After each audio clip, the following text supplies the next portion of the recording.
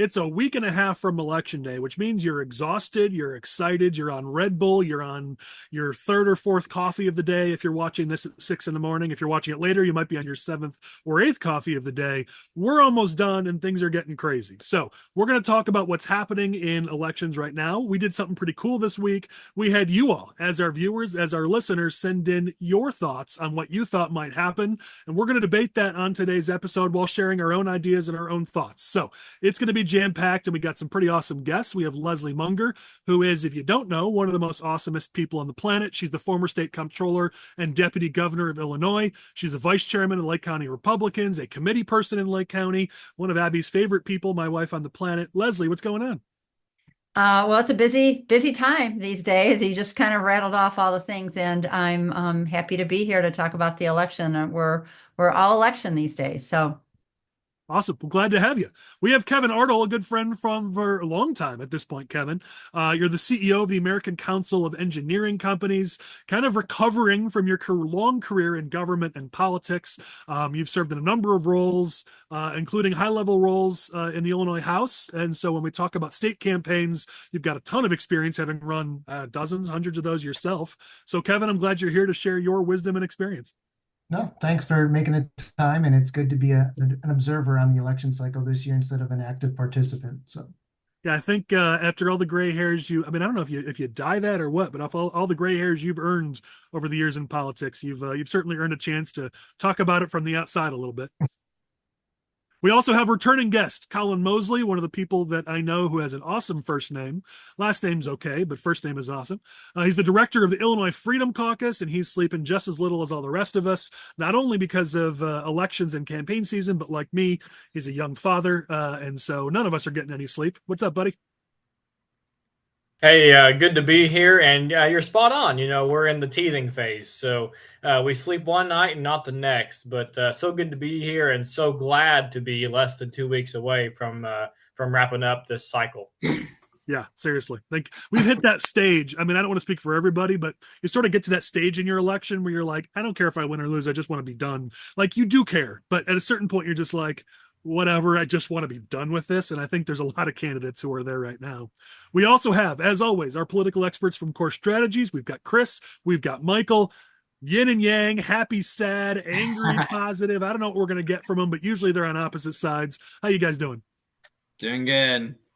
12 days. 11 when you're watching this tomorrow. That's all I Chris, know, Colin. Chris and I joined. We were speaking at an event on Tuesday together, and Chris came in, and I swear he was sleepwalking when he walked into the room to speak at the event. He's not very far off. Not at all. All right, introductions are down. So, as I mentioned, we reached out to our audience and had you all send us your predictions. We got, I don't know, 30, 40. I'm looking at the list of predictions. There's a few that are going to be topics of their own here at the start. And then we have other topics where I will insert in as well the prediction episode where it's not just us six giving our thoughts, but also you guys, our watchers, our viewers, our listeners. So it's going to be a fun approach that we're taking.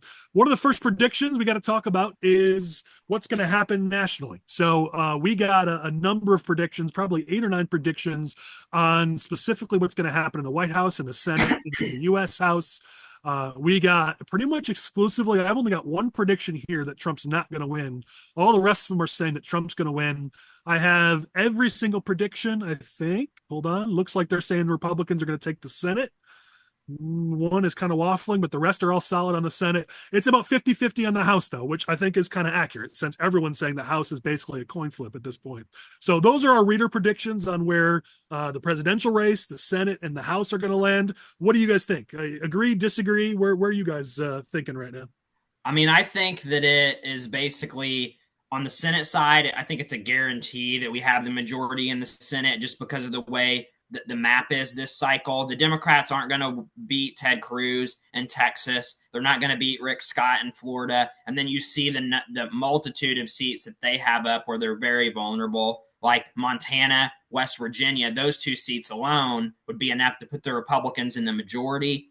So I think on the Senate, it's not a matter of if we take it, it's by how much, because there's some other seats like Wisconsin and Michigan that are kind of on the edge and could go either way. I think that, if I had to rank it, I would say Senate guaranteed, Trump winning the presidency is likely, And then House, I would say coin toss. It could go either way. Okay. Yeah, I've stated before that anybody who tells you one way or another that the U.S. House of Representatives is going to go is probably lying to you or trying to sell you something. I'm going to break my own rules, and I'm going to say that I am currently bearish on the Republicans holding the House of Representatives, just because there's been changes to the maps in a number of states as a result of litigation in the court system. New York, Louisiana, Alabama, I believe, are the states that I'm referring to. So I think it's going to be close. Like, you're not going to see one party take like a definitive majority. Like, this is going to come down to a handful of seats, which whether or not that's good for the country is a completely different discussion for another time. But if I don't know, like if I had to say, like, I think the Democrats do have a solid chance of taking the House of Representatives away from the national Republicans. Partially, it's their own fault, just because like nothing's gotten accomplished in the last couple of years with Republicans in control. But like even so, like I think Democrats have a chance. Republicans take it. I won't be too shocked, but Butler's right. Really, it is a true toss-up. I think the Senate is interesting. I think 2 weeks ago you would have said the question is by what margin do Republicans gain? The Senate Super PAC now reduced spending in Montana because they're feeling pretty comfortable about that seat right now. But Nebraska is creating a whole host of challenges for Senate Republicans. They're moving a ton of resources into, I think, what a month ago you would have considered a very safe seat. So if Democrat incumbents win in Wisconsin, Pennsylvania, Ohio, the battle for the margin could be inside Nebraska, which would seem pretty crazy. Yeah. I've got family, a good number of family in Nebraska, and I've been getting updates, and that's it's all of them have been kind of shocked with how things have been going. Well, they got in Nebraska, you have like the Democrats didn't even run a candidate. They're all just getting behind the independent, like pro-life union guy, which is like a really interesting like test case to see if that type of candidate is like viable in safe Republican seats, or even just safe seats across the country. Maybe Republicans could do a similar thing in some safe blue states and maybe see if something could happen there. But it's a very interesting dynamic. It's not just like a well-funded Democrat or a good Democrat challenger. It's really just a true independent who is giving their GOP a run for their money out. Yeah, I mean, the thing I think we're going to see is what we always see. I mean, independents tend to underperform at the ballot box, their polls. You know, we get all excited. I mean, you guys have been around for a long time. We always get excited about that independent that we ran in that blue district, and they're polling super well. And then election day comes around, especially in presidential election years, and people just gravitate towards the R&D. And you're like, what the heck just happened? So I think it'll be much ado about nothing. I mean, Kevin, you're right. It could come down to Nebraska, but I think at the end of the day, this Nebraska is fine. I think we end up being okay. But the fact that, I mean, what I'm hearing from my Republican friends in DC, like I'm sure you are, is they're just angry they got to spend so many resources there. I mean, money that could be spent elsewhere. At minimum, that's the killer for us. Yeah, I agree generally with the audience prediction, although I was on a call this morning, and the presidential is still really neck and neck, and it really depends on who turns out. I was hearing this morning that, of course, not surprisingly, young women and single women are trending heavily toward, they're like 2-1 choosing Harris, so that if they have strong turnout there, that could influence it. The youth vote is also pretty strong for Harris generally, especially women. However, in the African American and the Latino community and Hispanic communities, Trump is picking up more. So it depends on who shows up. And right now, Trump seems to have a lot of momentum. We just have to, in my perspective, hope that keeps going, that strong turnout in early voting for Republicans that's showing up in places like Georgia. And I have to say, even around here, voter turnout is very high. And a lot of the Republicans who I normally am calling to say, make sure you vote, have already voted. And it's, just started days ago. So I'm hoping that will help bring home a Republican win at the White House. All right. Yeah, everything Politico's put out today that I've seen, it's 50-49. And I think to me, that's where I feel like this is at personally. I feel like we are winning, but I feel like we have got to, power through the last 2 weeks, because 50-49 is not much to talk about. Still, 12 days away. So we haven't even seen much of a surprise yet, or whatever might happen. So, I feel confident in President Trump, but we got to push through. All right. 2 more things I'll add on here from our audience. Number one, There is one prediction here. I'm not sure I mentioned this that said that Trump wouldn't win. So there's one person who said he wouldn't, mostly because he says Harris will win with 276 electoral votes. Also, he jokes that Trump will claim victory before voting has even stopped, which I don't know that that's a joke. If this is the way it goes, that very well is likely how this will play out. So there is one person who said Trump wouldn't win. So I want to be fair. The other prediction here that I think is really important, I mean, this is one I can get on board with, is one person predicted that Ditka against the Packers would be 56-3, Ditka winning. So just for our Green Bay Packers fans and for Chris, I appreciate the person who sent in that prediction. I liked it. I love how the Bears only win in La La Land. In like we don't even need the whole team, just mini Ditka against the Packers, and we'll win. Everyone forgets how Ditka worked for the Bears after that Super Bowl. Like Listen, most of the people talk about the Bears in 1985 weren't even alive. Chris, we don't have time for this. Let's keep moving along. All right. You guys pissed me off with this so stuff, you know? next thing here, next prediction we had. This is an interesting topic, and some may agree, some may disagree. Someone felt really strongly that because of the lack of excitement for Harris and her candidacy, that actually turnout will be down left of center, and so she will underperform her polls, and that will lead to surprises across the map, races we're not even talking about. This is a little more optimistic than I tend to be. I tend to try to be balanced between optimism and pessimism, though, some weeks I'm better at that than others.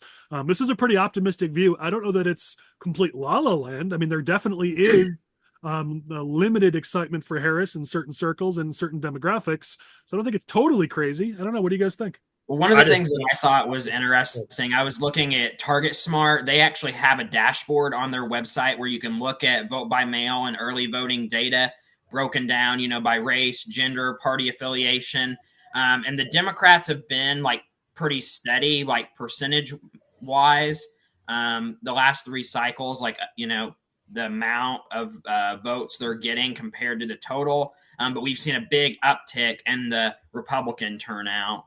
So there's a lot of Republican excitement. I think people are showing up. Like it says here that currently in Illinois, Republicans make up 37.2% of the early vote and vote by mail that have been cast so far as of last night.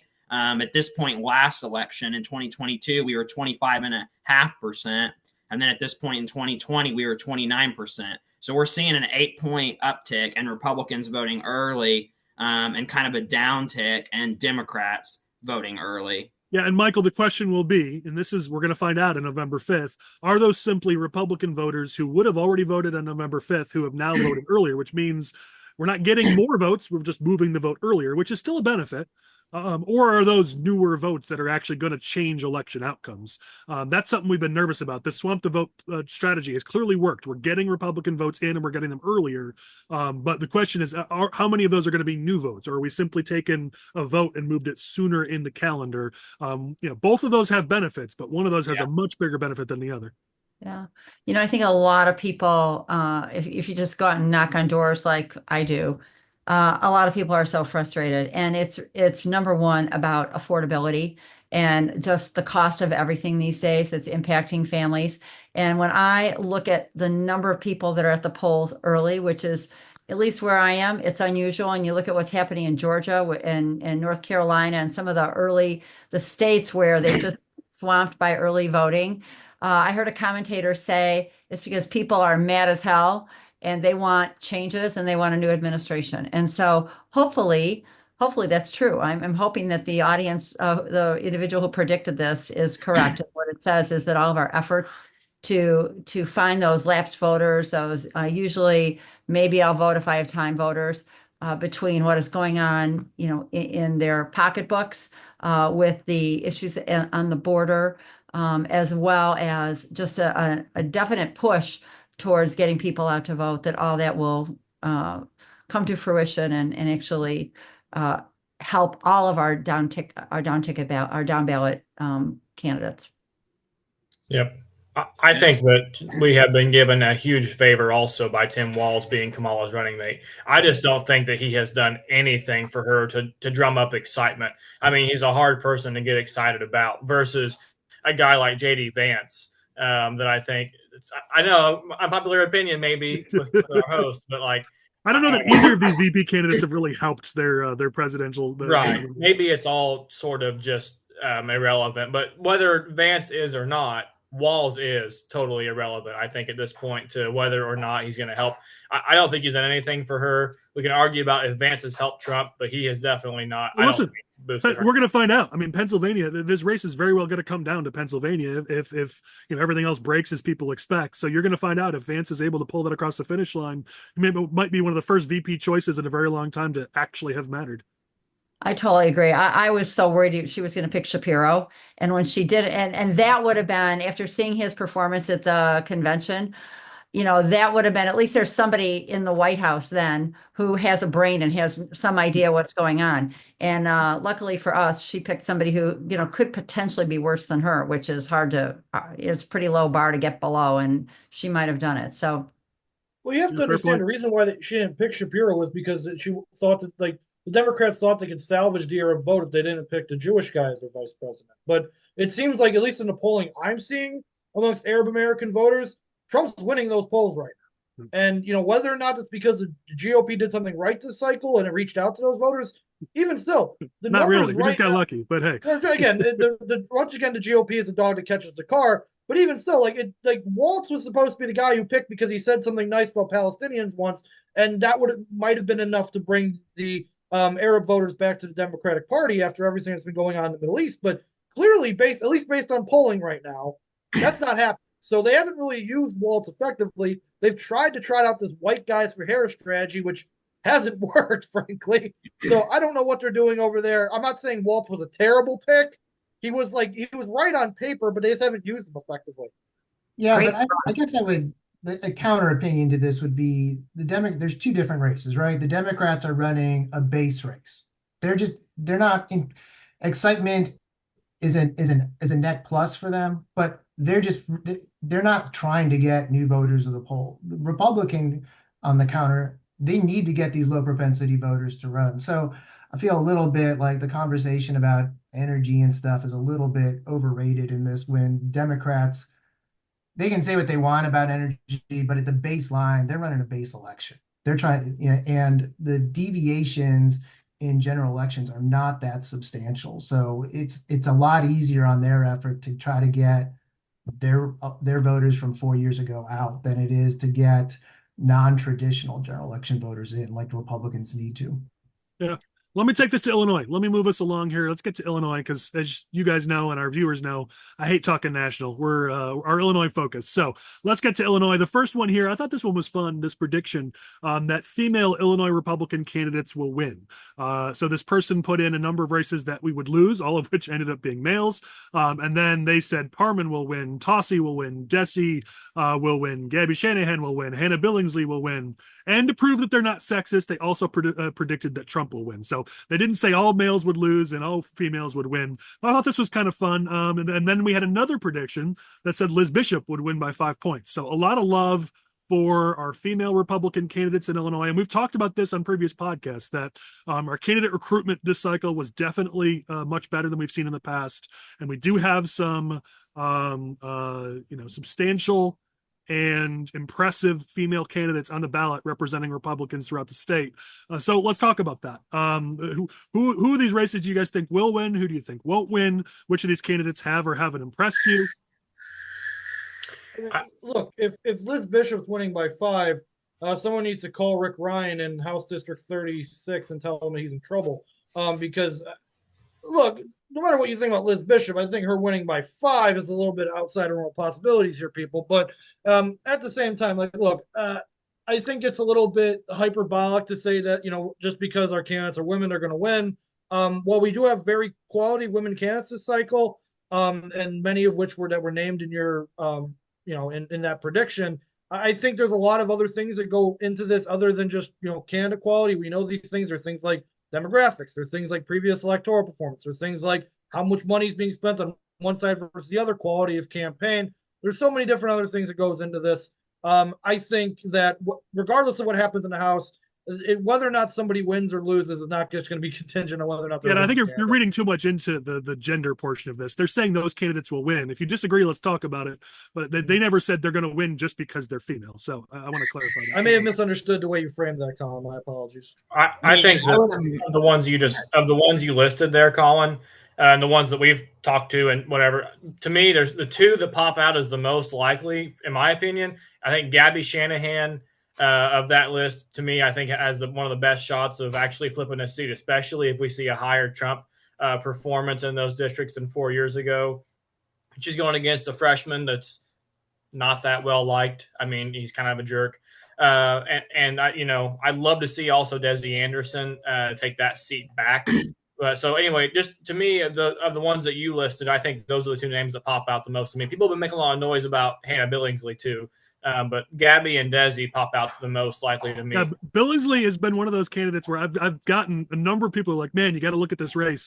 The numbers are rough, but as an individual, right. I mean, will she win in November? Highly unlikely. But as somebody who could be part of that next wave to represent our party to help us, whether even if it's not as an elected state representative, she's definitely somebody that I hope we hear more from post-election. Right. And I want to say one more thing. Sorry, Michael, but I think we like cutting off Michael. You're fine. That list that you just named, I'm excited about what these people can do 2 cycles from now. I think we're talking about long-term development of taking seats back, and so I'm excited about what you said. These people being around for years to come to build infrastructure and build this lineup of people. Yeah, I'm a little concerned. I mean, the Anderson race, it seems like the Republicans are pulling back on that race. So I'm a little concerned about that. It doesn't seem like they're going to be sprinting to the finish line on that race. Doesn't bode well for our chances there. But we've been on record saying that race was never in play in the first place. So it's not overly surprising. I've been with Tassi's race. And, I know you're probably aware of that, Collin, given her location. Would she be your rep? Do you have Nabila right now? No, I'm in. I get to deal with Mary Beth Canty. Unfortunately, I'm right next to that district. Well, I'll just say I know Tassi's been working her tail off. She's been everywhere. It's a uphill battle, just given the Democrats' stronghold there. Although just the other day at the polls, Nabila's father was out shouting at people, and he was out in front and actually in the area where you're not allowed to be. Not 150 feet or whatever from the polling place. And so, they might be turning some people off. So I don't know. It's a tough race for her, but she will have worked as hard as she could work. So I'm keeping my fingers crossed for her. What Tossi's going to teach us in that district is what's your ceiling without any help. I mean, she has not gotten outside help. She got a lot of promises, and House Republicans they skipped the race. They probably have their reasons, and obviously Kevin has had to live those hard decisions in the past. But they haven't touched the race. So this is all Tossi. Whatever she does at the polls, whether she wins or loses, that's going to tell us, the best we can expect in that district without actually putting money into it, investing into it. So kudos to Tossi for working her butt off. Will it be enough? It's going to be hard with $1 million spent on the Democratic side of that race, but we're going to find out. In regards to the specifics, I would agree with Collin Moseley, of course. I would never agree with you, Collin. I would agree with Collin that one of the best chances for a pickup in the state of those races listed is Gabby Shanahan. They have dumped a lot of money into the race, and HRO has, and Gabby herself has picked up fundraising in the recent quarter. I think I've been saying since literally the first time we all sat on a podcast for 2 hours and we talked about what races are going which way. I said, this is if you're going to look at one race as an outside shot to flip the cycle, it is 97. They're really going balls to the wall in 97. So it's a good chance. Is it the favorite? No, I don't think it's the favorite that Gabby's going to win that race. But I think if you're going to see a House district flipped, it's one of the 3 that I've predicted that's possible to flip, yes. Yeah, I mean, at 76, Liz Bishop's worked her tail off. And again, it's not a district that Republicans have spent a ton on. They have spent some for sure. Well, if she wins, it'll be by, 7 votes, not 5%. But I love the bravado from this person who put their prediction in. So, yeah, 76 is worth watching. Gabby Shanahan, we've talked about that race a lot. I wish we were talking more about Lori Parman in 66. Doesn't seem like Republicans have mounted a real tough challenge there against Suzanne Ness. And that's a redder area of the state. And so I know Republicans weren't excited about our candidate in the race, but the district itself is potentially in play. And Ness is not well liked out of the McHenry County area, that district. So I wish we had mounted more of a challenge in 66, but again, we'll see how these races all play out in a week and a half. All right, we go from optimism to pessimism. I have, let me see, 1, 2, 3, 4 doom and gloom, actually 5 doom and gloom predictions here that Republicans are going to lose seats in the Illinois House. Stay even in the Senate, mostly because there are really no real Senate races in play. I don't even think 40 was ever really in play, but that's a conversation for another day. But a lot of pessimism on this, thinking that, one said McLaughlin, Grant, and Schmidt all lose. Another one said Grant loses, Schmidt wins. Maybe Shanahan, we could possibly get a net gain if Shanahan pulls it off. Let's see here. Another one says all of them are going to lose down ballot. They were not feeling super good at all. One more said they'd lose 4 seats. And this other one here is more Lake County based. Said Tossie wouldn't pull it off, but that Marty would pull it off. So I guess that's some good news there. So overall, we saw what Patrick Kingston in the Illinois. He's been predicting a 3 or 4, a net loss by the end of this. And he looks at McLaughlin, Grant, Schmidt, and Schweizer is his main 4 that are the most at risk, which we agree they're the most at risk. What do you guys think? I mean, certainly I know you all won't be as pessimistic as some of these people, but certainly the numbers we're looking at there, it could be a rough November 5th for us if things don't break our way. Yeah, we went up and knocked doors for Marty, and which Patrick Finkston so belovedly had to tweet out and really helped the race. So thanks, Patrick, for being a team player. Appreciate your expert journalism. But anyway, we went and knocked doors for Marty, and I will say, of course, you never know, but the reception that we got at the door, we had a 45% open rate, which is crazy. It was just a really good time of day and nice weather. I would say we were 85% for Marty, knocking on independent voters or lean right. Of course, again, you never know, but people with interactions. But, I will say Marty's out there working from what I know of. I know he's being severely outspent. His opponent's talking about abortion basically exclusively. But so based on the predictions, I can see us going to 39, 38. I see us going to 41. I see us probably most likely staying at 40 is my prediction. But I hope we don't lose Schweizer. Hope we don't lose Marty. But I don't think Amy's really that at risk. Maybe I'm wrong. But Marty and Brandon, I think Schmidt's fine too. But we'll talk about 47 as its own category, so I'll table that portion of it. McLaughlin, I'm nervous about. I have been for a year now, so this isn't a new thing. Right. But you mentioned the spending. I mean, Democrats coming in with $1 million. Marty spent, 30 grand or something. He's got over 100 in the bank, but, it's not necessarily being spent, and it's kind of Marty's MO. He knows better than the rest of us, and maybe he'll turn out to be right. What I hate to see is that Republicans are already kind of sort of nudging this one off the cliff. You see it in Cat Facts and other places where they're like, Marty refused our help, which is a really interesting way to spin the fact that he wasn't willing to pay his caucus dues. But, it's they're already trying to cover their butts for a loss here. And we got another week and a half. Let's go try to win it and then worry about covering our butts. So I don't love that, but I am nervous about that race. Yeah, I would just say to sort of right size expectations. I think if the House Republicans can stay even, it's a pretty good night for them. The amount of funds being spent against them, and then also really limited opportunities for pickups as you kind of head into this final week and a half. I mean, the general rule of thumb I had was that for every pickup, you had to have another seat in play. So you're going to try to go 50% on pickups, and they're not anywhere near that space right now with the races that they have in play. I think you got Shanahan, Bishop, and Rebeletti as the key ones being funded right now as pickups, and everything else is defense. So that's a really tough spot to be in. I think the good news for them is that where they're on defense, their numbers are holding. We'll see what happens after there's 600 points of broadcast put on them, but you'd rather be in the game right now than out of the game, and they're in the game in those incumbents. Yeah, true. One thing we've talked about, and you guys can participate in this or not if you wish. I don't want to put anybody in a bad spot. It's just kind of the allocation of spend. Chris may look like a genius, and the Republicans may look like a genius if Shanahan pulls this off. But you're seeing where the spend is and where it isn't has left a lot of us kind of scratching our heads on wondering why we're not playing in higher priority districts, and then we are dumping tons of cash in lower priority districts. I've got a lot of examples as we talk today, but just one on this. In the last week and a half, House Republicans have launched 10 new ads, all for Shanahan and Nicole LaHa. Nicole LaHa's race is fine. I don't know why we keep spending more money on that race. And Shanahan, again, that may be the one where we shock people, and that's awesome. But launching 10 ads, and it's only in those races, not in any of these other top tier races that are frankly closer to the margins. It just continues to leave me scratching my head as to how dollars are being allocated. Again, I may look like an idiot and they may look brilliant in a week and a half. We're going to find out. But logic tells me that that's probably not going to be how this plays out. Yeah, I'll speak to Nicole LaHa specifically. I mean, it would make more sense if Welch was backing Akros and Akros was actually spending all of the money she has.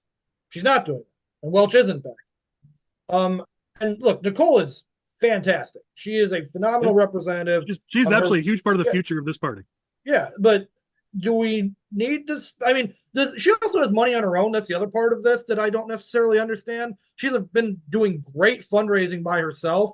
So, like, I feel like she could probably, like, again, I'm not telling Nicole, if you're watching this, I'm sorry I'm going to give your campaign people a heart attack when I'm telling you to spend a little bit of your own money here. But, you know, she could probably spend about 50 grand of her own money, make it back in one fundraiser, and then HRO can spend $50,000 somewhere else. Like, that's my opinion. Like, you're right, Collin. Like, they don't need to be spending all this money on Nicole LaHa. God bless her. She's great, but she's not going to lose. There's no chance she loses. If she loses, I'm going to have a meltdown on election night. I mean, if we lose that seat, we're down to like a caucus of 4 down in Springfield. We'll still be there. I promise. You guys are all unopposed. It's nice.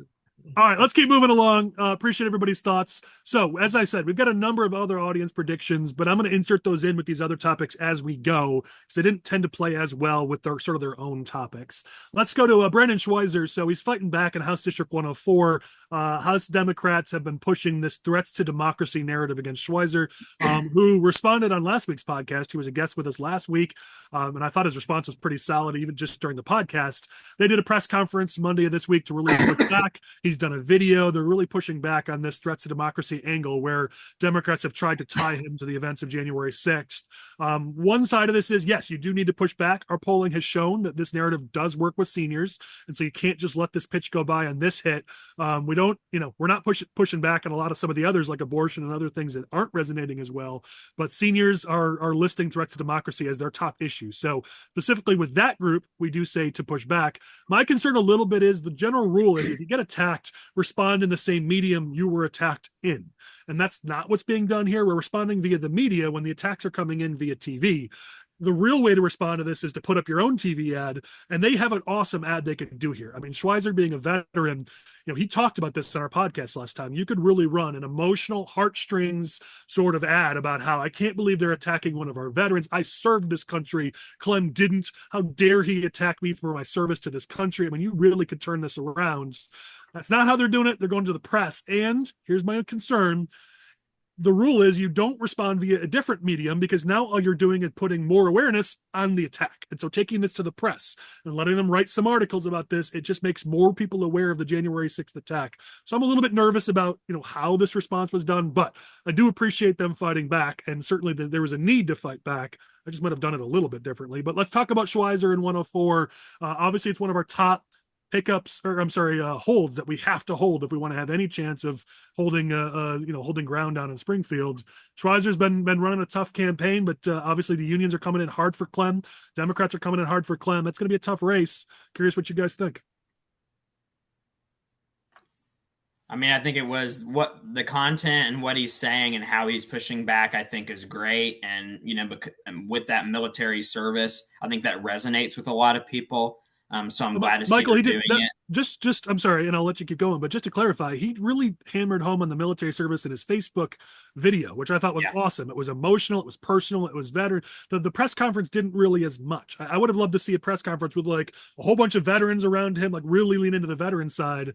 The media coverage is not about the veteran angle. I mean, I think there's one mention in one of these stories about the veteran angle. So I don't know if the press conference got that veteran aspect across. So just to clarify, I think you're talking about the Facebook video, not the press conference.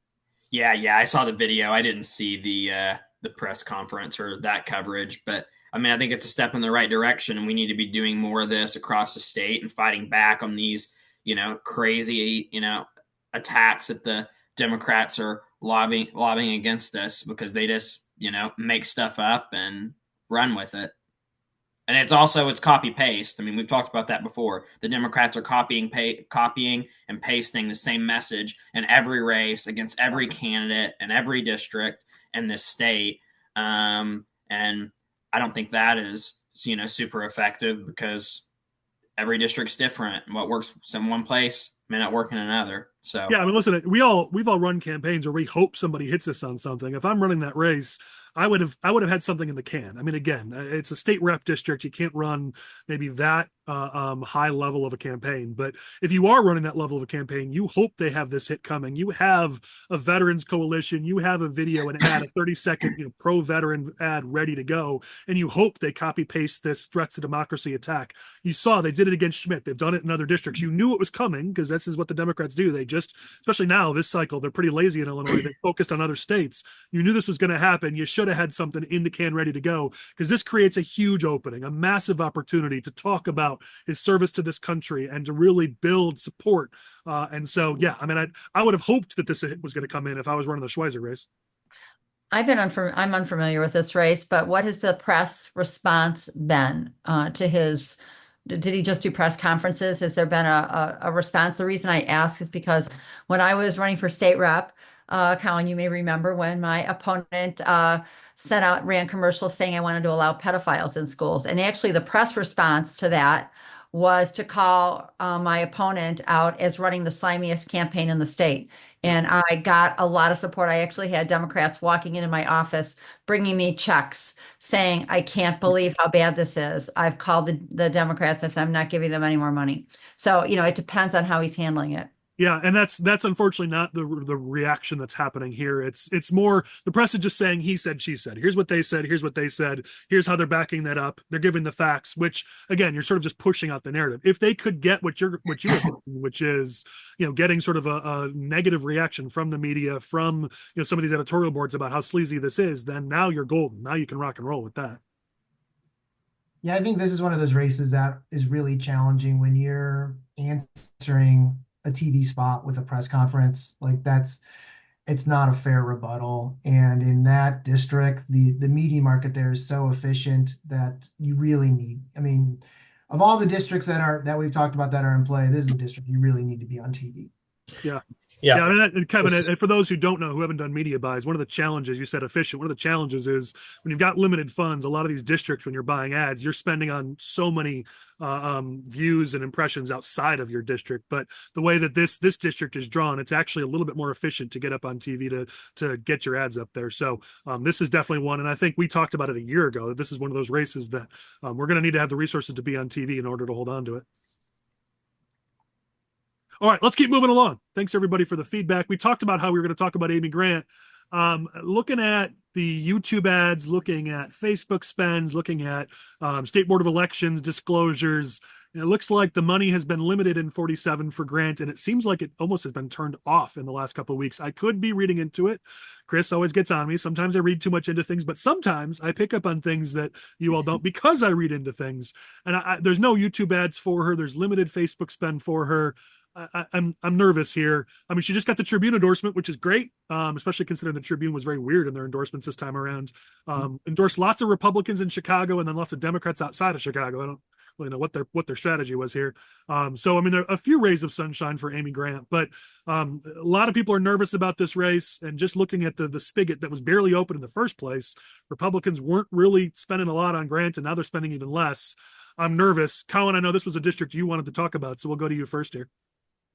Well, I mentioned it as just a topic possibility. I mean, Amy's got, I think, $40,000 in the bank. Not significant for a race that, I mean, I think the governor gave her opponent more than that just in one check, let alone what she's raised or what that opponent has raised. But it's just like I see a lot of similarities in that race to the other ones. They're talking about abortion exclusively, just like Marty's opponent. So many of the mailers that I've seen put out against Amy are abortion, abortion, abortion. And Amy says when she hits the doors, people aren't talking about that. They're talking about the economy, public safety, whatever. Amy is out there all the time. I just talked to her last night. She's hitting the ground as hard as she can. I think we're going to go up there. I don't see this race being as big of a threat at all, as maybe the other 3 or 4 we've talked about. I mean, certainly still have to, run through the finish line, right? Really want to have this district put up solid numbers so that we have to quit sort of having all these ones we're worried about, right? But, I don't think Amy is in that big a danger, especially not at all compared to Schweizer and Marty and Kevin. But that's just my take. I mean, listen, I hope you're right. This is one of those that we may be kicking ourselves. I mean, Amy Grant is she's always slightly underperformed in the polls, but she pulls it off somehow. Yeah. So that's kind of what everyone's been banking on, is maybe somehow she pulls it off, even though the funding hasn't been there. Trump hurts us there. I mean, he lost the district by 12, which is what people are looking at to say, hey, this district just isn't in play. It's DuPage County. Leave it alone. Don't even waste your time. But again, you always got to look at the data beyond just the frontline data. If you look at the local races, you look at the county races within that district, Republicans actually win that district by 9. It's not the killer district. The Trump factor hurts us a lot. I totally concede that point. But the underlying data of that district is it's not a deep blue district. We're not talking about downtown Naperville. And so I don't understand if we truly did sort of say, as a party, that's it. We're not going to waste money there. I don't know. I mean, if we lose by 8 or 9 or 10, maybe they look pretty smart come election day. But I don't see that's what's happening here, and we may end up kicking ourselves if we only lose it by a couple points. And one thing Amy has really going for, she's on the county board. I don't remember for how long, but she sort of has a bit of a local base there from her time on the county board as well. That sort of helps her have that popularity, that local recognition, and then of course I think everyone's counting on the Trump performing better than he did 4 years ago, right? Not great, but better than he did 4 years ago. That's what she's hearing at the doors too. Well, and that's the thing. We've talked about it on probably 2 of the last 3 episodes that, in a lot of these districts, Trump hurts us, but Trump is right now trending 3. Actually, the latest poll I had him as 4 points better in Illinois, and some polls have him doing 5 points better. So if Amy Grant was able to pull it off when Trump was doing that poorly, if he does even better, again, logic tells me that she's not just completely dead, but we've sort of abandoned her to the wolves here and let the Democrats just completely swamp us as opposed to mostly swamp us like they're doing in some of the other districts. Look, my thing about the Amy Grant district. Everybody loves it when Chris talks DuPage. Go ahead, buddy. Well, I apologize to hear my sink in the background. We're getting a new hot water here today, so I had to turn it on real quick. In any case, my thing about this district, I have consistently put this as like, if the Republicans are going to lose any district, I've said it's the 47th. And the reason why I keep saying this is because, you have to do something to combat, all the spending that's going against you. I know the Democrats aren't putting, super money in this district, though they are maybe against Marty McLaughlin or something like that. But you have to do something against it. In this race, it seems like the strategy, and I appreciate Collin and the Freedom Caucus coming up and doing something for Amy Grant because I don't know who else is doing anything for her. But you have to do something against it. Right now, you're basically just banking on the things Collin talked about. She was on a county board, she's been in office, she has name recognition. This used to be a Republican district 10 years ago, so it must be now. They voted for Jeannie Ives, so maybe they'll vote for anybody at this point. Who knows? But that's that's my big thing here. I think in just an A/B test, Republican, Democrat, Trump on the ballot, Grant should be screwed. She should be. If she pulls it off, I will eat crow. I just don't see it happening with the party basically doing. Again, thank you to Collin, Freedom Caucus. Same thing with Marty McLaughlin. They're not doing anything to help Marty. Thank you for being the ones that help Marty. But nobody's coming to save Amy Grant, and maybe they probably should. We'll find out. I mean, that's going to be a conversation. Go ahead, Kevin. I would just add, from these races are shared responsibilities, right? I mean, as a candidate, especially as an incumbent, you have to put yourself in the best position to win. She had 13,000 on hand at the end of June. That's not fair to the caucus, especially if you're trying to expand your caucus. In contrast, Nicole Laha had 136,000 cash on hand at that same time. So it really puts a bind for the caucus if you're trying to win pickup seats and you're trying to expand things. So I think since then, it looks like from the filings, the party's put in close to 100,000. We'll see if they do more, but it is a cautionary tale to, really put yourself in a good position to control your own destiny. Yeah, I think it's a solid point, and we've talked about repeatedly how frustrating it is that our Republican incumbents aren't doing more in between elections to solidify themselves, and then here we are. No, now we got to play defense. I mean, we talked about it even with Marty. Much as we love the guy, you could have spent the year and a half prior to election season making yourself so safe that no money had to be spent. So there certainly is a validity to Kevin's point there.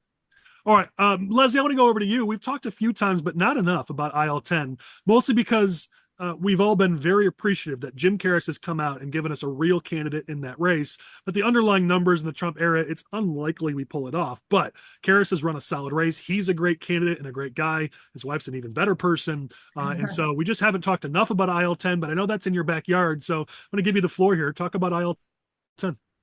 Well, as you mentioned, Jim has been working his tail off. He quit his or took a leave of absence from his job shortly after he decided to run for office so that he could focus 100% on it. His wife, his kids, everybody's been involved.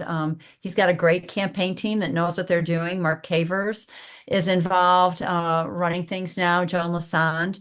And I've been helping with some of the communications and things here and there, just kind of ad hoc as a volunteer.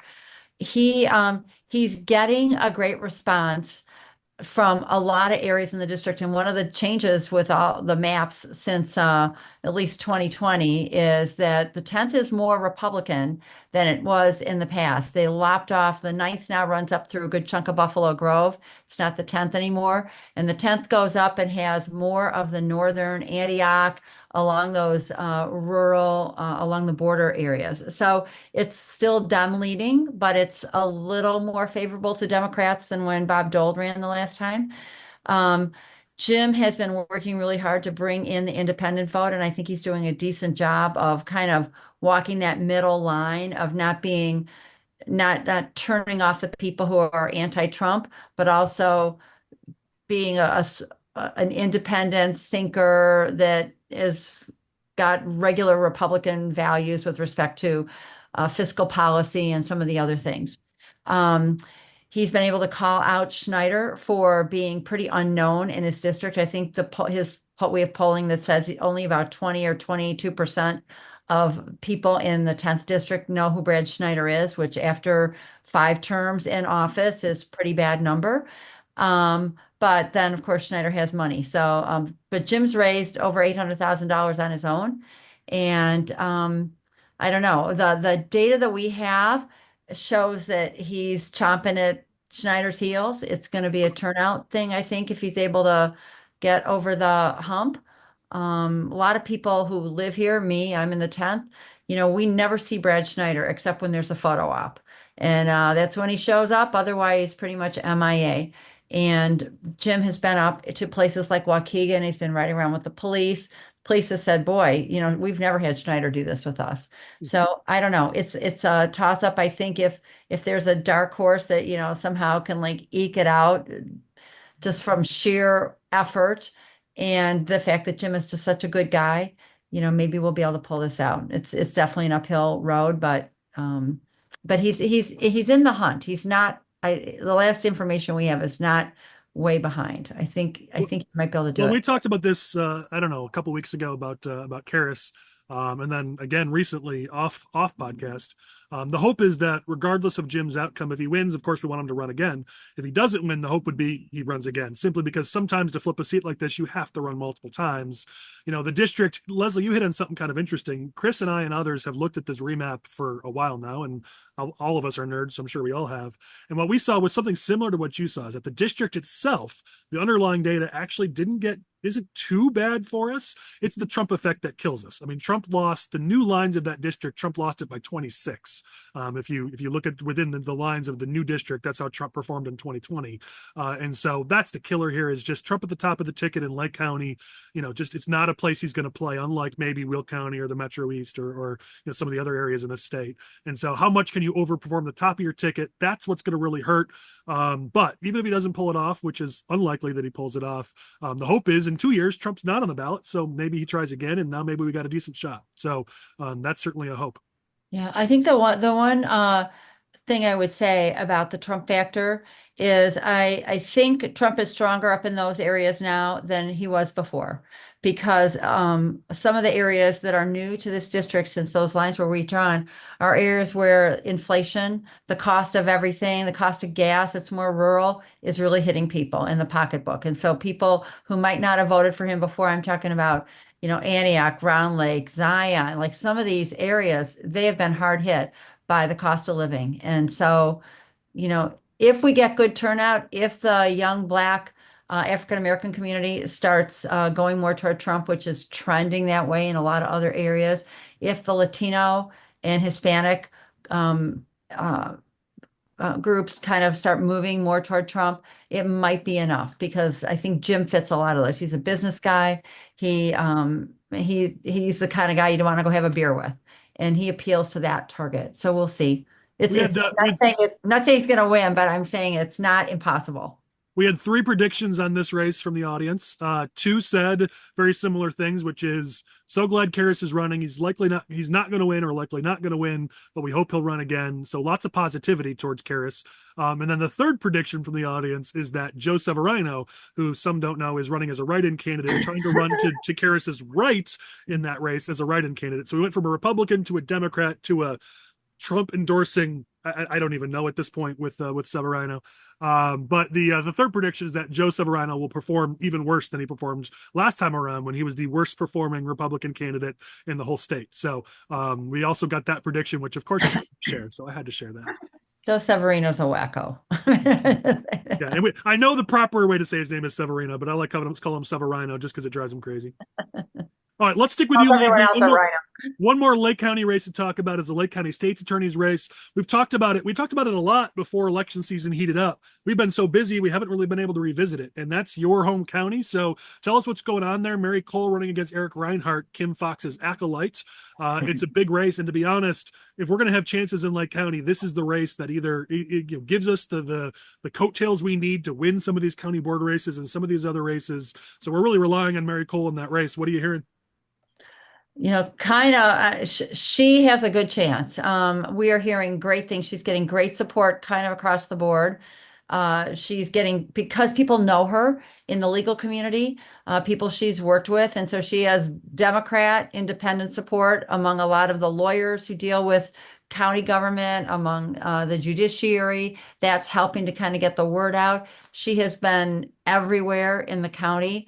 There was just a debate last night against Reinhardt, and it wasn't televised, but the word is she did very well. People are worried about crime up here. They're worried that there's a lot more, there's gang activity up here. There's carjackings, there's crime in the parking lots at Hawthorne Mall and other places.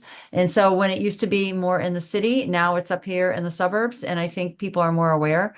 So again, there's a lot of money coming in from Pritzker for the other side, but Mary's raised a lot of money, and the door knocks in the places she's been, she's doing a very good job. We hear that the Democrats are most worried about that race. Well, and as you said, I mean, Pritzker clearly had some promises he had to fulfill or something, because he's come in with a few $100,000 for this race specifically, when I don't think he's playing in any other county races, maybe in Madison County, Michael, but at the county level, this is really the only place Pritzker's playing. He came up and did a rally for Reinhardt. So this is certainly something Democrats are putting a lot of resources into. We had 2 predictions on this race. One said Mary Cole wouldn't pull it off. One said she should win, but because of party label, maybe she won't be able to pull it off. We'll have to see. But we had, it's the only county race we had predictions come in for. So kind of a big deal. And everyone's recognizing that at this point at the county level, that race is probably our biggest in the whole state. Yeah. Yeah, interestingly, your comment about Pritzker. Pritzker was up doing an event with Schneider in Highwood on over the weekend. I think Sunday. And so I think it just speaks to Pritzker doesn't come up to Highwood if he thinks Jim Carris isn't, doing anything. And if he thinks Mary Cole is like not doing anything. He came up on a Sunday to help support candidates locally in Highwood. So I think, again, tough races, doesn't say they're going to pull it out, but they are making a name for themselves.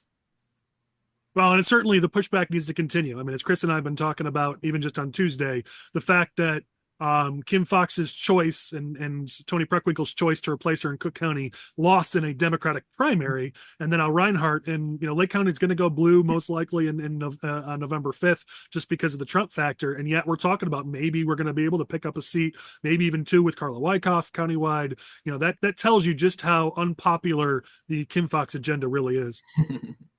Yeah. All right, let's keep moving along. This is, I don't know. I don't know if you guys are going to have your own examples, but I've been noticing sort of silly season. Everybody knows if you've been in politics, the last few weeks is really just silly season. The cake is mostly baked. This is just when people sort of throw their Hail Marys or make dumb mistakes and do things that are just they shouldn't. My examples from this week, and you guys might have your own. We talked about it. I love Tasiu for DK, but she put out a Facebook post saying, my opponent says MAGA is too extreme. I say we should be extreme about making America great again. It's the kind of post you make when you don't have handlers to tell you, don't do that. Don't embrace MAGA in the suburban district. There was a text put out by the Middle Class Majority, which is funded by Tim Ozinga, against Ann Stavro Murray, and it was this weird graphic that frankly looked kind of creepy based on The Shining. And again, it's just the kind of thing you see during silly season. I've got national text. Lane will bring these up in post, but I got some random text about how there's 100 puppet masters controlling America, and we need to do something about it. Another funny thing I saw this week, Tulsi Gabbard doing a Trump unity event in Wisconsin with Aaron Schock as the platform guest. Wow. This only happens in silly season. Michael, down by you mentioned this. The Democratic Socialists of America are protesting Kamala Harris in Carbondale. Yeah. We are in silly season for sure right now.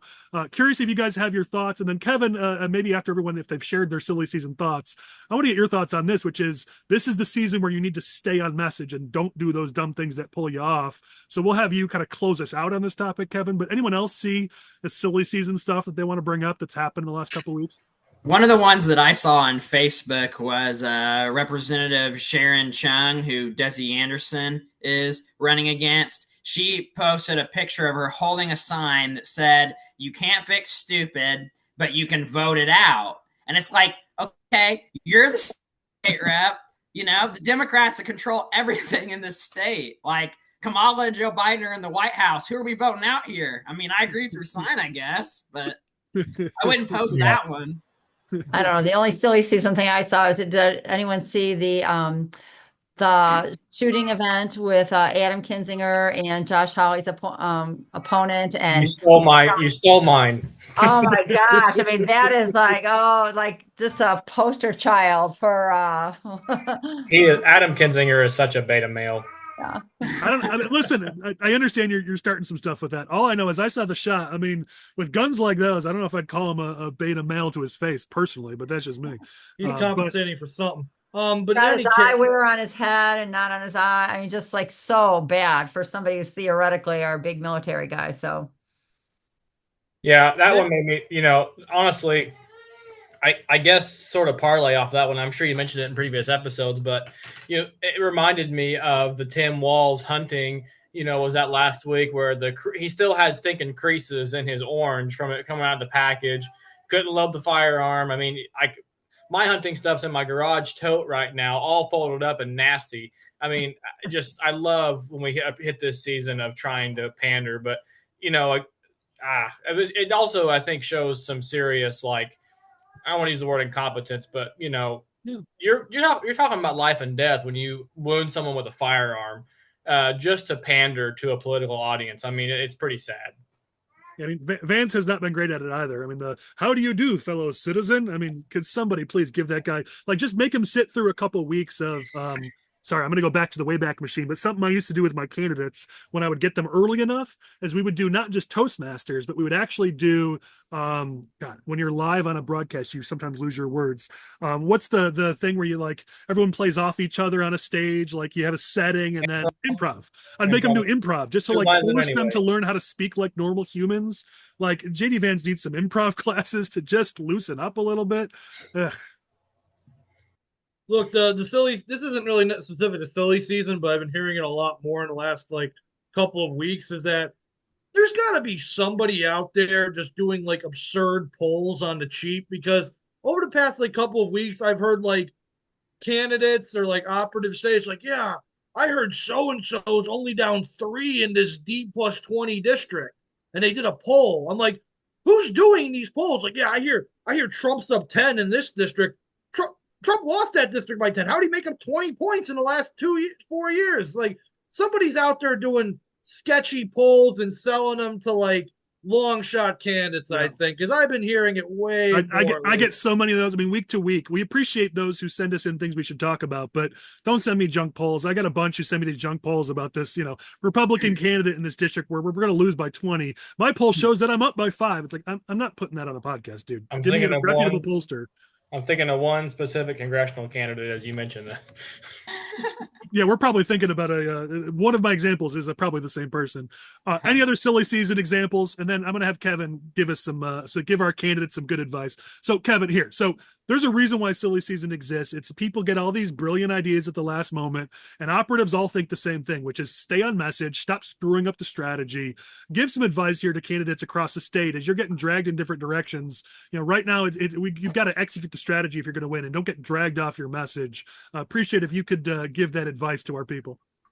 Yeah, I think first I would say it's a great time to give a shout out to the campaign teams like Michael, Chris, everyone who's working on campaigns. Like, this is the toughest time. Like, you've lived and breathed this race for 8 or 9 months, maybe longer, and the finish line is in sight. So thank you for all you do. I know how hard it is and how stressful it is. And without you, the election system doesn't work. So thanks. I mean, I would say to candidates, just, if you have an idea now, it's stupid. So don't do it. If it was a good idea, it would have been fleshed out much sooner. The campaign has transitioned now to the execution phase. We are out of strategic, right? Like, maybe you got time to rotate in one more spot or something, but the strategic part of the campaign is concluded. Now it's simply execution, and just don't harass your team with dumb ideas. Like, I'm sure, Collin, in your training sessions, you talk through time. And the one thing in a campaign you cannot make up for is time. Don't waste your staff's time. They've got a job to do. They're going to direct you to be the most efficient maximizer of votes for that campaign. Follow. Just, give staff the reins here to run this thing through the finish line. Yeah, I mean, that's frankly good advice for the whole campaign, but especially towards the end. And I like that. If you have an idea now, I mean, the odds of you coming up with that idea right now that's going to win you this entire election and flip 10 points, it doesn't happen. It never happens, not at this late stage. No, and if you come up with some crazy idea that is going to exhaust 4 or 5 hours of your staff time to put together a press release or a press conference that's going to get zero coverage, you're just killing them. You're wasting their time. You're wasting the campaign's time, and it's just not efficient. Yeah, and this is execution time. This is every minute you spend on that you didn't spend knocking on a door or talking to a voter in some way. They're just. I like that you said we're out of strategy season. I mean, I'm the strategy guy, and at this stage of the season, I'm the most useless guy on our whole campaign, our whole political team. I mean, I'm a door knocker. I'm a volunteer. That's it. That's all I am now. There's no strategery being done a week and a half from election day. This is go talk to voters, get butts to the polls, like execute. You should be exhausted from how many voters you're talking to, not sitting around a table trying to come up with your next greatest scheme. Yep. All right, we'll keep moving along here. All right, so I'm going to get a little bit in trouble on this one, including from one of our current guests. So this is going to be fun. But we've been talking ad nauseum, over and over, episode after episode, about if you're not talking about cost of living right now, you are doing it wrong. And unfortunately, we've got a lot of examples of Republicans not talking about cost of living. And I'll go through this quickly, but we talked last week about, Republicans, should they take the bait and talk corruption with the Madigan trial? Well, guess what? We're taking the bait. HRL put out a press release. They did a press conference today as we record this on Thursday with some of our top candidates, all talking about the Madigan machine and corruption. They've put up new digital ads for Gabby Shanahan in her race about corruption. So we're even putting money behind this now. You saw during the week, McCombie put out a press release on abortion, which I love pushing back, but that's the thing you do a month or two ago. You put out that press release now. All it did, if you look at it, all it did was give the other side a chance to talk about abortion. They were licking their chops. All you did was give them a chance to talk about their issue instead of saying on our ground. It was an absolute tactical mistake. You'll have a chance to respond to this, Collin. But the Freedom Caucus putting out that press release a week or so ago about gender surgeries and sex changes for kids. Forgive me, you probably have a good reason for it, but the timing, personally, didn't think that was great. It's not, we got to be talking about cost of living now, not sex changes for kids. Illinois Republican Party put out a 2 weeks to go from Election Day press release, and it was taxes, crime, corruption. No cost of living anywhere to be seen there. You saw, McCombie in her abortion press release. It was economy, safety, quality of life. Again, no cost of living. We refuse to say cost of living. Desi Anderson in an Illinois story where she was interviewed, she even said it's not cost of living, it's taxation, which is the opposite of what it is and what every poll says. Here's one thing I will do. I'll be fair. Gabby Shanahan in an interview this week with WSPY came out right away and said, high cost of living is the problem. This is what I will address. So kudos to Gabby. She got it right on that. So I want to make sure I'm giving credit where it's due. But overall, Republicans continue, especially at the House level, we continue to really struggle with this. Every single poll. I have a polling company. I can tell you I've got dozens of polls in Illinois. I've got dozens of polls across the country from my company, from my competitors, from Democrats, from Republicans. Every poll, we did focus groups for a client. Even in focus groups, it's cost of living. This is what's on everybody's mind. If you're talking about something else, you're doing it wrong. So, Collin, I got to give it to you first because I did kind of call out the Freedom Caucus. So you get to go first. But anyone else who have thoughts on this, you can follow them up. Well, first of all, I agree with you. And Michael can attest to this. We did a town hall down close to him 2 weeks ago, and I think probably we spent the first 10 minutes talking about cost of living and inflation. And a lot of our YouTube videos over the last few weeks, you'll see on our teletown halls are about cost of living, spending. So, but you're right, we did put this release out. But again, there's a difference in what we do on our like C3 side versus like our campaign side. Because to your point, I would never tell a candidate that any of the ones that we just talked about, I would never say, you go to the door and you tell your voter that Democrats are cutting off anatomy of kids. It's cost of living, right? But timing, okay, I can respect what your point there. The reason we did that release is because Do No Harm had just put out this massive case study nationally, and we're still attached to the Federal Freedom Caucus. So this was a national push, right, to expose the numbers of child gender, which is a problem, by the way. What regardless of how we think it affects campaigns, kids shouldn't be getting their gender changed at 13 years old without parental consent, especially. But to your point about how it plays into the campaign season, look, I would never tell a swing district candidate 2 weeks from the election, go knock on a door and tell them that this is going on. And I do want to just say that I totally agree with you. If there's anything we're going to say at the doors right now, it's about how horrible we all know the economy is and how much better it could be without the Democrats in their overspend, overtax, policies. So yeah, and I think it's oftentimes where Republicans struggle. It's not what we do; it's usually how and when. That tends to be where we struggle. I've been one of the leading people to say we need to push back on abortion. It's the Democrats who are extremists on abortion.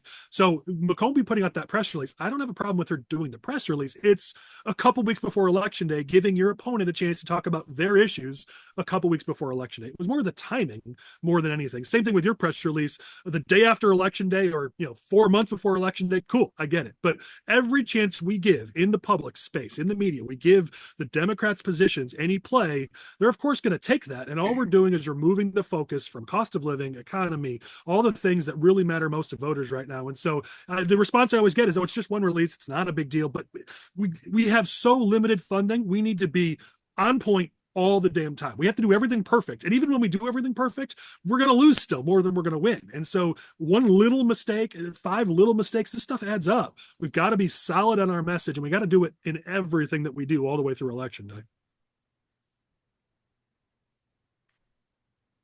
All right, Collin got his chance to respond. Anyone, doesn't seem like there's disagreement here. I also don't want to get anybody in trouble because I did kind of whack our House Republican leader, and that might get you guys in trouble if you respond to. So it's okay. I'll take the heat. But anyone else have any thoughts? I just think at the end of the day, like, timing is important, and there's certain times of the year where we need to be focused on certain issues.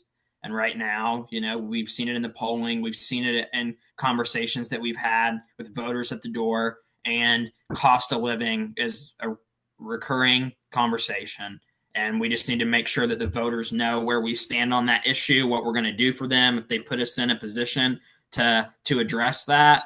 And we can't get distracted by these other issues that are important. I'm not saying that they're not. They are important, and they do need to be addressed. But you look at what the voters' priorities are, and those are the issues that you need to be speaking to in this time as people are making up their mind and these final, 10 days before the election. So well, that's the point, right? And the vast majority of voters, they're finally paying attention the last 2 or 3 weeks.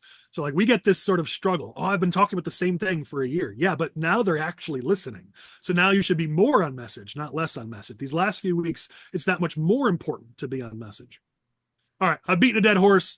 Looks like everybody wants to move on, so I'm happy to do so. Let's go to the next topic here. Let's talk about briefly, Chris, you can kick us off here, the Chicago school board elections. 2 things have become clear. The Chicago Teachers Union is using Trump and out-of-state billionaires against the opponents to their preferred candidates. Meanwhile, the INCS Action and some of the other groups that are spending money for the anti-CTU candidates, they're focused on Brandon Johnson and using politics against the CTU candidates, which, I mean, if anytime you can use Brandon Johnson against your opponent in Chicago, you're probably going to be doing pretty well.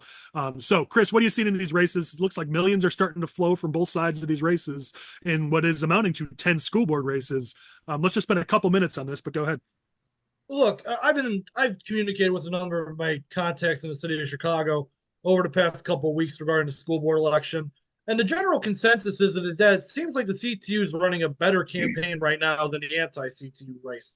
And this is the feedback I'm getting. And from the outside looking in, I tend to agree, is that the CTU is doing a very good job of pushing their candidates, not using typical CTU messaging. Typically, what the CTU has done in previous races is they will embrace the fact that they're CTU. The CTU is backing this candidate because they're so full of themselves. We know that the CTU is so full of themselves. But there's been a strategic move on the CTU's part to not use the CTU's endorsement on their mail, but to push instead the CFL, the Chicago Federation of Labor's endorsement, which looks a lot better on a mailer right now in the city of Chicago than the Chicago Teachers Union. In addition, word on the street is they're out mailing their opposition. It sounds like the CTU has sent already about 5 mailers per district. The opposition sent 2 plus a text message in their district. So I'm hearing a lot in regards that the CTU is currently outworking the opposition. The opposition got started too late, and there's a concern that the CTU might perform better than they're expecting to. Because like right now we're expecting CTU so unpopular, Brandon Johnson so unpopular, there's no way the CTU can take the Chicago School Board. And yet, right now, outside looking in, reports on the ground are stating that CTU is running a better campaign. They got their bodies out on the doors. They got their mailers in the mailboxes. They're doing voter outreach that's just not being done by the anti-CTU side. Yeah, well, I mean, the Urban Center Action League PAC's been doing some good stuff, but INCS Action started way too late in these races. I know IPI and their groups have been playing a little bit, but you're right. I mean, it's CTU has done a decent job on their side, and we've got one prediction that came in for this, that the prediction was that CTU would win 6 out of 10 at least of these races, which obviously wouldn't be a great outcome. So it's gonna be interesting to watch. Some viewers and listeners in Chicago who are watching these races closely. All right, for time, I'm going to keep us moving. Probably want to get to 1 or 2 more topics because I know we're going to lose you guys pretty soon here. But there's 2 I want to get to. So let's get to these 2. Number 1, are Illinois Democrats going to regret focusing so much on other states? I won't read all of these, but just looking through the list in the last week and a half, I've collected where all these prominent Democrats are going to be spending their time. I mean, Pritzker is out of state, spending his time, most of the time, promoting Harris in different states. We've got, the former head of Personal PAC, Terry Cosgrove, is up in Wisconsin instead of, and Personal PAC, as a result, has been doing, frankly, pretty poorly this time around. Pritzker was in Nevada. Kwame Raoul was in Miami. We've got Stratton is in Michigan. Mendoza is in Michigan. Cam Buckner, Natalie Toro, Bob Morgan, all in Michigan. Buckner, I think I already said. Alexia Janulius is heading up to Racine, Wisconsin. Brandon Johnson in Detroit. We've got Don Harmon is in his committee, been sending people up to Michigan. Chris Welch and his committee sending people up to Wisconsin. Brad Schneider is not even in the 10th district. He was campaigning in Pennsylvania and Michigan. Operation Swing State has been sending people for the last several months up to battleground people outside of the Chicagoland area. I'll stop there because I don't want to waste too much time. But Democrats, this isn't just a small thing. Democrats have spent significant resources to Wisconsin, Michigan, and other states. And you only do this if you're real dang cocky about how things are looking in Illinois.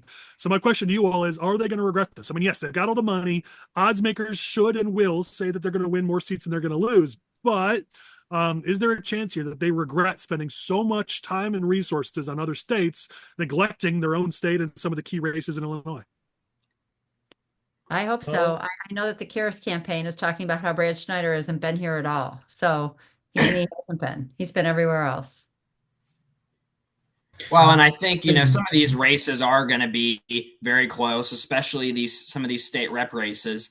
And, after Election Day passes, if some of these Republicans are successful, they win these races, sometimes they may win by 250 votes. I mean, we've had that before on the Republican side where we've won by a handful, we've lost by a handful. And some of these Democrat elected officials may have some grief over the course of the, next 2 years as a result of that. So I would be careful. I mean, I was contacted maybe 6 weeks ago asking if we could put together a group of people from the Metro East to go to Wisconsin to knock doors for the U.S. Senate race and obviously President Trump as well. And I told them, no, we have 2 state rep races here. We've got to be knocking doors for Kevin Schmidt and Jay Keeban. And I can't afford to send anybody to Wisconsin. We need them here. You got big county races too. I mean, it's there's lots of races here to care about. Kevin, you were going to jump in. I'm sorry. Well, I think probably Republicans are disappointed that Brandon Johnson isn't campaigning in Illinois, but overall, I don't think it's going to make that much of a difference. I want that around the horn graphic where I can give points if someone says something good, because Kevin would have just gotten a dozen points for that. Well played, sir. I'm with Leslie. I think I hope that they do regret it. I'm going to guess they won't, especially for people like, okay, what's the worst case scenario? I mean, obviously it's very important that we win the state's attorney's seat, right? But big picture for them, I mean, maybe worst case doomsday scenario, they go from 78 to 76 in the House and, lose a couple of local races, which are important, especially the one up north. But for someone like J.B. Pritzker, he's trying to build his national profile anyway. He doesn't care. He would rather sacrifice a couple of state reps to have a higher federal profile, especially someone like Alexei Giannoulias, who we all know wants to be something bigger than he is now. So for people like that, they don't care. Now, for the other people that maybe do care more about, I disagree with Susana Mendoza on a lot of things, but I will say this, at least she does make it a point to try to be at things in Illinois, at least, when I see her around. So, I don't think she's out there just trying to grandstand for her own political future. But the rest of the people, no, I don't think they're going to regret it one way or another. I mean, it was good to see Alexei take a break from tummy time to go out and campaign. Look, I tend to agree with Kevin. I think it's going to just be a net wash. And here's my reasoning. Are Republicans going to regret every time they did a Trump boat rally or a Trump drive-through rally across the city of Chicago when they could have been knocking doors, could have been making phone calls, could have been doing any type of voter outreach that wasn't driving down, Milwaukee Avenue in the city of Chicago with Trump flags on your car? I think we waste as much time as the Democrats do, if not more. So are they going to regret it? Probably not. We're usually less brazen, but it is a fair point. All right. I've been wanting to get to this topic for a long time, and I respect you guys giving me as much time as you have, so we don't have to spend a ton of time here. But I've been really wanting to talk about this topic here. So let's do it, even if we have to do it fast. But we're seeing Republicans gaining significant ground with Latino voters, Hispanic voters. Now, Chris and I and others have said we're gaining that ground despite the fact that we're not doing anything to earn it, but we are gaining a lot of ground. We've mentioned both good and bad Finkston doing some things, and he's got a new podcast, The Ground Game, and he had Mike Madrid on there, and he had some interesting points. He shared that a New York Times poll has been done recently where 43% of Latinos think we ought to build the wall. 90% of Harris supporting Latinos support mass deportations, which shocked me. Only 20% of Latinos say that the economy is in good or excellent condition. You're seeing with polls on the presidential race where Trump is picking up 3, 4, 5, 6, 7 points with Latino voters going to this election. You're seeing a lot. And there was a great political story about Pennsylvania specifically, and how Democrats are freaking out because they think if they lose Pennsylvania, it will be because of their poor performance with Hispanics, especially male Hispanics. That's their Achilles heel there. And we're seeing this all throughout the country, that there's significant movement towards Republicans on the Hispanic side. Now, I know Chris will say this, I will say this. We haven't done anything to earn this. In that same Politico story where they talk about who's doing what, um, they say there was a Democrat that said if there's any relief for us, it's that Republicans haven't done anything to court these voters, which is actually kind of true. The Harris campaign and Democrats have pumped $2 million into Spanish language TV ads in Pennsylvania. Trump has spent $175,000.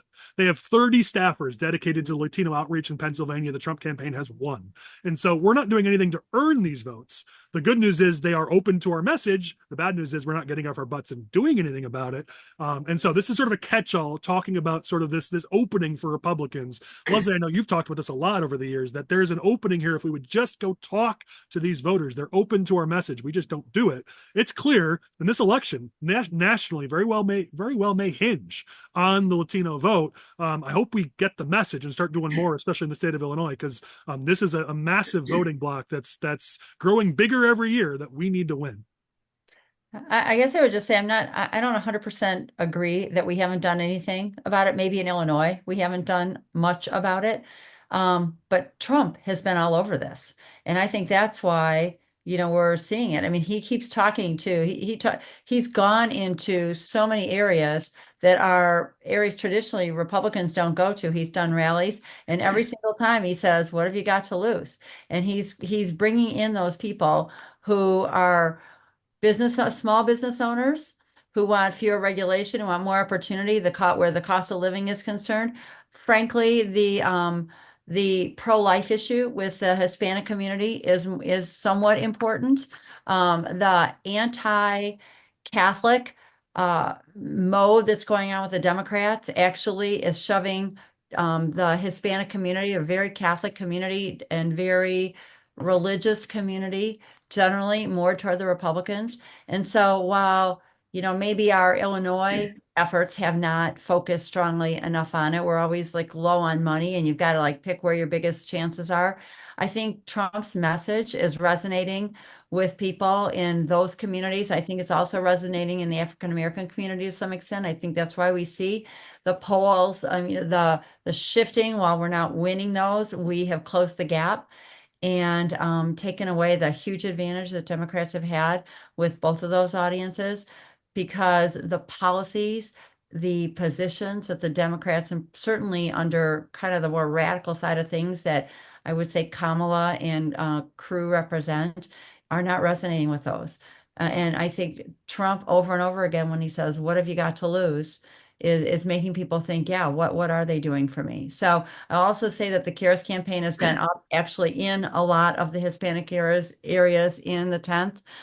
His walk cards have both English and Spanish on them. And, again, it's a uphill battle. It's not at all to say it's going to come out on the right side at the end, but he's been working it fairly hard just to bring an economic message to them. Are you better off 4 years ago? And if you're not, why don't you try us? So I think there has been messaging. It isn't the traditional print a bunch of walk cards and run exactly. ads, but every Kevin, time go ahead. rally I comes guess I out. wouldn't accept the premise of the statement, because I think Texas and Florida can skew national polling data when you look at Latinos. If you look at the swing state data where the investment is being made to get those voters, Harris is up by 20 points. So where they're, so a little bit to your point, Collin, is where you make an investment, where you put your money is really what matters. And the money that's being spent by the Democrats inside those swing states is paying off for them, with double-digit leads. Florida is not in the mix, Texas is in the mix. So those numbers, with the vast amount of more conservative Latino voters there, can kind of skew a national poll. True. I mean, it's going to help us in Arizona and Nevada. So, I mean, it's certainly not killing us. But the point here is we're not putting the investment in. I mean, look at Pennsylvania. This is abysmal that we're not putting more into a targeted approach, a targeted effort, and we've got to put the effort into this. I mean, look at Illinois. I'll just quickly read a couple stats. In 2000, a study came out a couple months ago. In 2000, there were 6 Chicago community areas that had more than 50% Mexican population. That list is now 15, 20 years later, from 6 to 15. In the suburbs, what they saw from the Census Bureau was that 450,000 Mexican voters. This was specifically voted on Hispanics or Mexican population. 514,000 in Will, McHenry, Kane, DuPage, Lake. Kane County has the highest percentage of Mexicans among all Illinois counties, making up 27% of their population. This is a population that is strong, it is growing, and they're open to our message. The podcast that Fingston did, this guest that he had talked about why these voters are changing to us, and most of the reason is these are third generation, fourth generation voters in many cases. They're voting more like white voters than they are a Hispanic voting bloc because they are focused more, to Leslie's point, on economic messages. Why is that? Well, they're not. Again, they've been here for a long time. They're multi-generation here in America. One more study that I've tried to get into a podcast for like 6 months.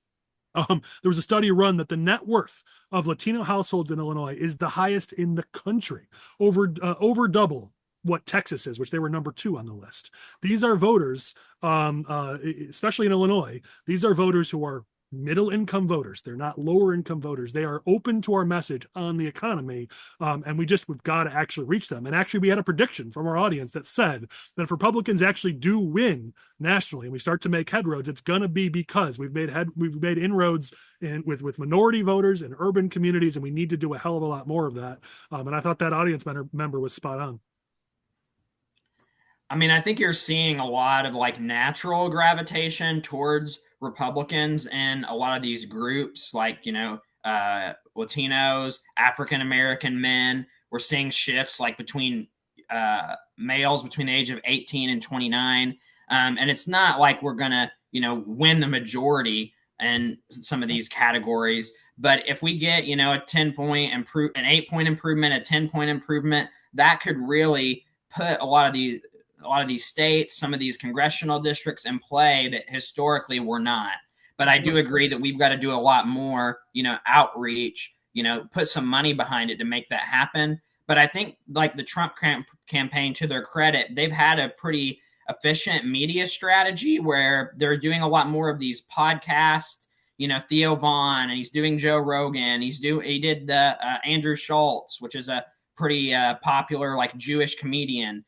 He's going into these areas that Republicans typically have not gone into and speaking to some of these demographic groups that we've been talking about. And I think that makes a difference. He's going to where they are and talking about the issues that they're concerned about. So I think that's positive, and hopefully it's just upward from here. All right, let's close this down. I know some of you really had a hard stop time, so thank you for sticking with us. We're going to close this down here. As always, we close down with a fun segment here, our OGs and Clowns of the Week. You don't have to participate if you don't want, but if you have anybody you'd like to nominate from the last week, ideally in Illinois politics, but it could be national. If you think somebody deserves praise or scorn, toss in your nominations here. Let's have a little fun with it. Who's got thoughts? I was going to say Representative Sharon Chung because of the picture that she posted that I spoke to earlier. And then also she did an interview with local media, and they asked her about, small businesses and what they're going through right now in this state. And she said, "Oh, nobody's ever complained to me about taxes, regulation, or the minimum wage." It's like, how out of touch can one person be? Yeah, it's good nomination for Clown of the Week. Who else has thoughts? I don't know. I feel like Brennan Johnson has a permanent Clown of the Week nomination. Man, it's just every single week that guy is more and more in shambles. His city, his administration, whatever it may be. So Brennan Johnson. So he's on my list for this quote. So just being as out of touch as he is, and to the media this week, which he's been super hostile with the media, which that never plays well. He has a quote where he said, "There's a few people out there that somehow forgot there was this whole election that gave me the power to transform this city." It's a literal quote. I read that quote. Like if you talk about misreading the tea leaves, that he thinks he's got the power to transform the city of Chicago, it's clear why Brandon Johnson continues to struggle. My other Clown of the Week, though, is Andy Manar talking at the it was better government or something about how Illinois is not losing people and how the census is wrong and how we're growing and everything's great. And I look, and Steve Reich's sitting there next to him like, oh, I really want to talk right now. But so that's my other one is like the deputy governor who is a population denier, apparently, talking about Illinois is I like that label. growing. I like that. Population denier. Well done. Well, I've been more focused on the federal things going on, and I would just say VP Kamala did not have a great week, especially her most recent interview when she was asked, I think, by I can't remember the newswoman who was asking her, but the comment was, "Well, when did you know that Biden was having troubles?" And she basically responded that she never noticed that, and she said, "But you're the one now running, and well, you'll have to ask him why that is." I mean, come on. I mean, that is just, you can only lie so much. I mean, so. Yeah. That plus her interview with Brett Baer earlier in the week was just embarrassing. So I think she had a kind of bad week on the interview circuit. I think you're accurate there. Anyone else have thoughts? Is this the OG section too, or no? Yeah, both. I wanted to give a shout out as OG to Senator Don DeWitt. He is, we have a massive public transit crisis in Illinois, and he's been working over the summer, traveled the state, attended 7 hearings. He's engaged with stakeholders. He's working to find a real solution. And I think as Republicans seek to grow and gain influence, both at the political spectrum and the policy section, you need people like that who are engaged in working towards solutions. And he spent his summer traveling the state on mass transit topics. So I thought that was pretty great. Yeah, DeWitt's one of the good ones. I like that. Well done. All right, I'll do mine quickly. Go ahead. I was just say my OG of the week is Michael Butler for knocking his 1,000th door for Jake Even. There you go. Kevin Schmidt, whichever one it was. Kevin, yeah, I'm close to 2,000 altogether, but 1,000 for Kevin. Nice. Well done. All right, I got 3, but I'll be quick. So OGs, this is just quick. Sally Owens, Senate District 46. She's not going to win that district most likely. It's a tough district against Kaler, but she hasn't gotten the notice. She's working really hard. I got some friends who are working on that race too. I wish we could have given her more attention on these podcasts, but Sally Owens is working real hard. Thank you for working hard in that district in 46. She got the Tribune endorsement this week, and it was nice to see. Other thing was Trump's his McDonald's thing. Honestly, this was like vintage Donald Trump. This was 2016 Donald Trump trolling the other side, getting massive amounts of free media. Honestly, I thought it was a brilliant move. And these are the kind of things you got to do to win elections. I thought that was absolutely deserving of an OG nomination. So I'll give that one to Trump as well on that one. On the OG or the clown side, I've yet again got hypocrite Harry Benton, who's doubling, tripling, quadrupling down on these lies about how Gabby Shanahan did X, Y, and Z when Harry Benton did the exact same things. And he doesn't seem to care. He's putting up TV ads, basically brazen hypocrisy, and actually getting called out a little bit for it, which I like. A couple other quick clowns. Forgive me, Colin, for this one. Darren Bailey doing a Donald Trump parade down in Southern Illinois. But if you look at all the communities he's going to, they just happen to be all IL-12 communities. It just happens to be, IL-12 places he's going to with this parade. Come on, it's brazen, man. Just give it up. The next election can start after November 5th. Last is this. We talked about how Democrats are going out throughout the whole state or the country and not focusing on Illinois. I'm going to get in trouble on this. I've been very nice to Jeannie Ives on these podcasts, but this is the one time I'm going to ding her a little bit. She brought a bunch of DuPage wires up to Wisconsin to door knock, which ended up costing us in Illinois because a day of action had to be canceled for an Illinois candidate because those walkers weren't available. They were in Wisconsin instead of being in DuPage County where they could have made a difference on one of those races. And so didn't love to see that. That directly hurt some of our Republican candidates. And so Ives, while I love you, that one deserved a ding for Clown of the Week nomination. With that, we're going to do our closing thoughts. Our guests get a chance to talk about anything they want to close. Leslie, go ahead, kick us off. Any closing thoughts as we close down the podcast? I guess my closing thought is I'm just so grateful for everybody's working so hard on these elections, and I can't wait for next week to be over so I can kind of focus on something else. But having been there and knowing how hard this last week is, just big kudos to everybody who is a candidate and everybody who is working hard to help those candidates day in and day out to just do our best for both Illinois and for our country. The stakes are really high. Agreed. Michael, final thoughts. I mean, all these satellite locations are open. Make sure you're reminding people that, share our values to get out and vote, because we need to get turnout's been great for Republicans, big improvement in early voting and vote by mail, compared to past cycles. Let's get everybody out so we can win some races here. All right, Chris, you keep turning off your video. Lane's going to kill you for all the work you're creating for him in post, but you get your closing thoughts. Go ahead. My apologies, Lane. I had to turn my water off after having it on for the entire episode.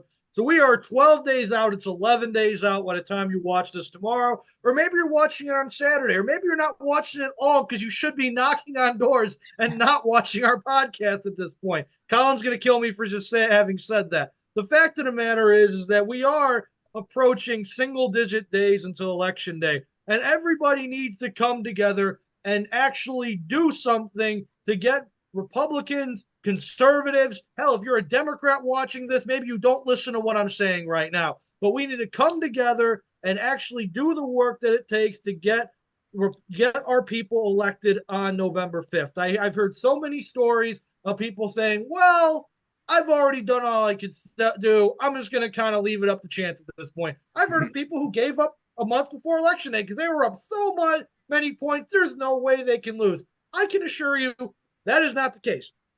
Go up there, knock on your doors, get that last check, get that last text message out, get that last digital ad going before Tuesday because you get shut off after some point. The point of the matter is don't leave anything to chance. Get out there, knock on doors, and do some good work, guys. Thank you. Well, Kevin and Collin both brought the heat, but since Kevin hasn't been on before, Collin, we'll let you go. We'll give Kevin the final word. Go ahead, Collin. Well, I agree with Chris on a lot of things. We have got to absolutely charge through the next 12 days. Locally, state elections, federal elections, no matter what it is. It's just such a crucial time to get the vote out. And I'm just glad to have been here today and to talk about the Illinois races. Like I said, we're looking forward to going up north for a couple of those races here in the next 12 days and really trying to make what effect we have in Illinois in the General Assembly a little better. And, also promoting unity here in Illinois on our Republican Party. And, I'm also looking forward to the Darren Bailey Trump parade. Collin, you mentioned that, but hey, it's going to be a good time. Kevin, Mr. Artl, finish us off. Final thoughts. Yeah, I would just say thanks again to all the campaign staff that's out there. You've done a tremendous job and the end is near. So I would just say this, if you have a moment, get some rest. It's going to be a long week and a half. Eat a couple healthy meals if you can, because it doesn't end on election night. You're going to have some long days after that. So take care of yourself and be healthy. And I would say to candidates, to kind of paraphrase Bull Durham, don't think it hurts the team. There you go. Well, thank you, Kevin, Leslie, Collin, for joining us, and of course our political team. Thank you to Lane Davis, our producer, who works tirelessly to make this happen. We will have 2 episodes next week. We're going to do a special episode 1 week to go with our predictions, so don't miss that. It's going to be fun. And then our final SFR before Election Day will be at the end of next week, so you don't want to miss it. In the meantime, get out there, knock on some doors. We'll catch you next time on the Smoke-Filled Room. Thanks, everybody.